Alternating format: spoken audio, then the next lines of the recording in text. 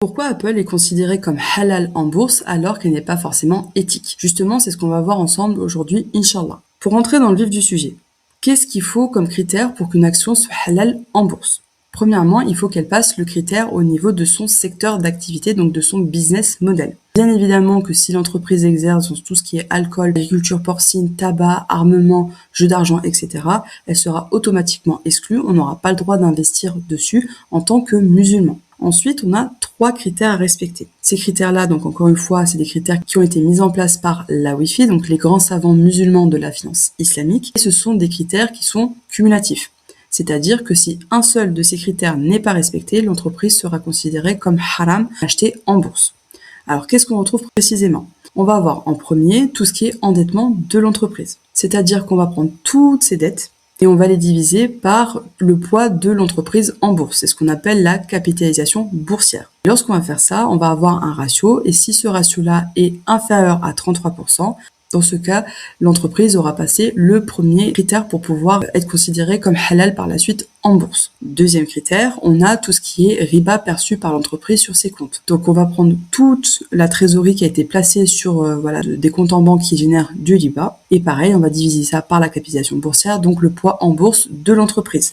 Pareil, il faut que ce critère-là soit inférieur à 33% pour que ce soit considéré comme halal au niveau de cette étape-là. Troisième critère, on va regarder son chiffre d'affaires secondaire. C'est-à-dire, si on reprend l'exemple d'Apple, qu'est-ce qui se passe exactement? Apple, elle vend quoi? Elle vend principalement des iPhones pour à peu près la moitié de son chiffre d'affaires.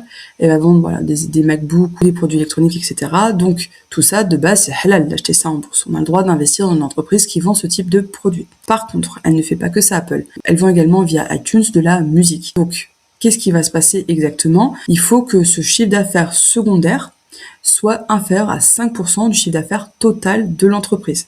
Dans ce cas précis, Apple a un chiffre d'affaires lié avec la musique qui est égal à peu près 3%. Donc l'entreprise est considérée comme halal parce qu'elle respecte tous ces critères-là dont on a parlé précédemment. Bien évidemment que si demain elle commence à faire des choses qui deviennent haram ou elle vend plus de musique, etc. Si ce chiffre d'affaires-là secondaire dépasse le seuil des 5%, l'entreprise deviendra haram ou sera considérée comme haram étant donné les critères évoqués juste avant. Sachant que bien évidemment, on n'est pas obligé de s'arrêter là. Ça, ce sont les critères de la Wi-Fi, encore une fois, donc des grands savants musulmans de la finance islamique, mais rien ne vous empêche d'ajouter des critères éthiques en plus. Et justement, il y a un débat par rapport à ça pour savoir au niveau des ETF comment faire exactement, et ça, on en reparlera juste après. Donc au niveau de l'éthique, qu'est-ce qu'il faut savoir? C'est que si on reprend l'exemple d'Apple, il faut savoir qu'elle a des liens avec l'État dont on ne peut pas citer le nom, donc au niveau de tout ce qui est recherche et développement principalement. Donc voilà, éthiquement, c'est pas terrible. En tout cas, le jour de la résurrection, personnellement, je ne suis pas à l'aise d'investir dans ce type d'entreprise-là, sachant que ce n'est pas la seule, bien évidemment, c'est un exemple. Sachant qu'on peut très bien rajouter des critères éthiques qui sont propres à tout à chacun.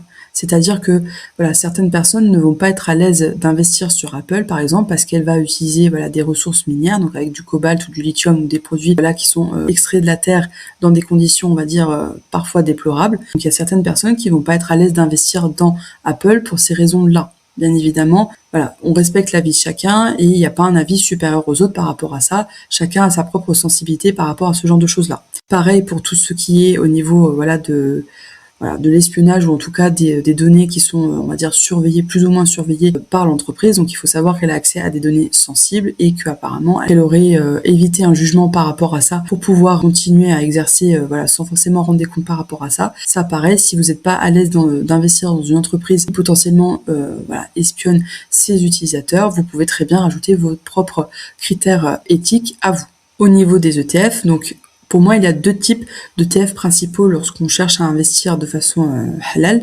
Donc, c'est 2 types d'ETF islamiques. Donc, on va retrouver des ETF islamiques qui vont uniquement suivre les règles de la Wi-Fi, donc des critères financiers dont on a parlé tout à l'heure. Donc, on va retrouver dedans Apple et d'autres entreprises qui ont des liens, encore une fois, avec l'État dont on ne peut pas citer le nom.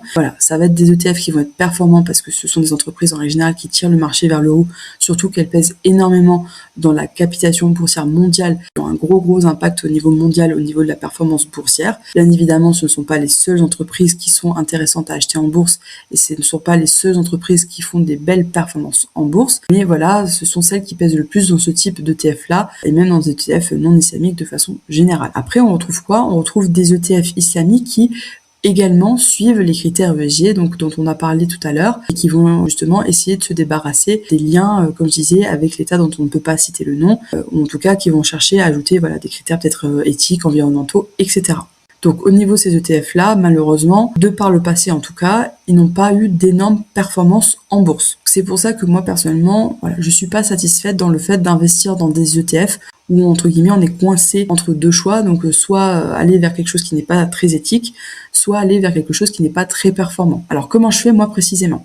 Alors de mon côté, j'ai mis en place une méthode pour pouvoir faire du stock picking, donc choisir moi-même mes propres actions en bourse, Inch'Allah. Donc ça fait 3 ans que je fais ça, alhamdoulilah. Je suis très satisfaite de mes performances, sachant que, encore une fois, je choisis moi-même mes propres actions. Du coup, c'est propre à ma sensibilité, à moi. Bien évidemment, vous êtes libre de faire vos propres recherches et d'investir en fonction de vos propres critères au niveau de votre éthique personnellement.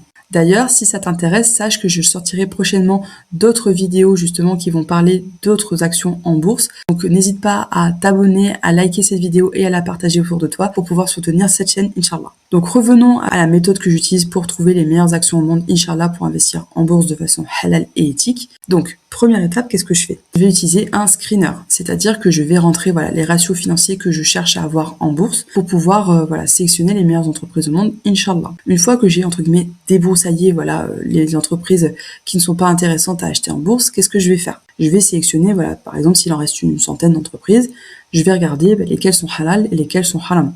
Ça sert à rien d'aller chercher à investir sur des entreprises qui sont halal, donc automatiquement toutes celles-là, je vais les enlever des entreprises qui ont été sélectionnées. Ensuite, qu'est-ce que je vais faire précisément ? Eh bien, je vais faire une analyse au niveau du business model de l'entreprise. Donc, je vais regarder principalement tout ce qui est MOT, donc c'est-à-dire tout ce qui est avantage compétitif de l'entreprise. Ça va pouvoir me permettre de sélectionner encore une fois les entreprises les plus robustes sur le long terme, Inch'Allah, parce que lorsqu'on cherche à investir en bourse, en tant que musulman, on cherche à investir sur du moyen long terme pour pouvoir laisser le temps à l'entreprise de pouvoir faire fructifier son argent, Inch'Allah, par exemple en construisant de nouvelles usines, en conquérant de nouvelles parts de marché, en développant de nouveaux produits, etc. Ce qui va permettre à l'entreprise en fait de pouvoir gagner de plus en plus de bénéfices à partager avec vous, Inch'Allah. Donc ce n'est pas de la spéculation, c'est bien une analyse et laisser le temps à l'entreprise de pouvoir faire fructifier vos investissements, Inch'Allah. Et après, je vais faire quoi ? Je vais chercher à les acheter au meilleur prix. Et justement, si ça t'intéresse d'en savoir plus, sache que j'organise gratuitement ce dimanche à 18h30 une masterclass. On va reprendre justement toutes les bases de A à Z sur l'investissement halal en bourse. Donc on va y aborder notamment comment trouver des actions halal de qualité, comment purifier ses dividendes et comment faire fructifier son argent, Inch'Allah, sur le long terme. Donc si ça t'intéresse, commente-moi le mot masterclass sous cette vidéo et je t'enverrai le lien pour t'inscrire, Inch'Allah. Barakallahu fik, salam koum à tous.